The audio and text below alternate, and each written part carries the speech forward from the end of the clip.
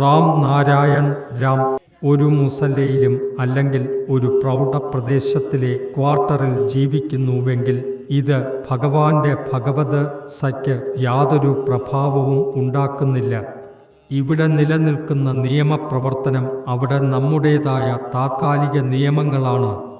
ഇവിടെ കാമം ക്രോധം എന്ന വലിയ ബ്രഹ്മാനന്ദം ഒരു വൻ സത്തയിൽ ആശ്രയിക്കുന്നില്ല. അങ്ങനെ സൃഷ്ടിയുടെ രഹസ്യം തന്നെ നശിക്കും.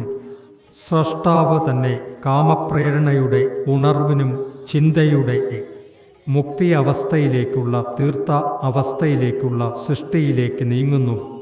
സ്രഷ്ടാവ് തന്നെയാണ് വളരെ കാമുകനായി സ്വന്തം കഷ്ടിയുടെ കാമധാരയിലെ ഇടയിൽ നിന്നും സൃഷ്ടിയുടെ ധാരയും ഒഴുകുന്നു.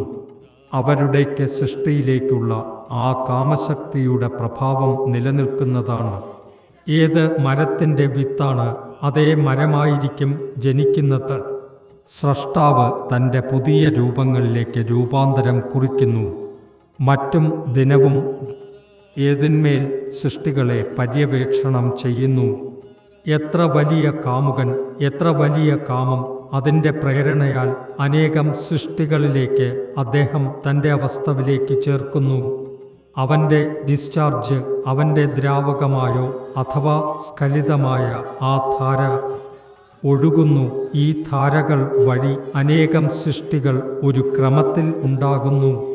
അതിനാൽ അവിടെ ഭഗവാന്റെ നാമം ഉണ്ടായിരിക്കേണ്ടില്ല. അവരാൽ സൃഷ്ടിച്ച ജീവലോകത്തിൽ കാമശക്തി, ആ ശക്തി ധാര ഉണ്ടാകും.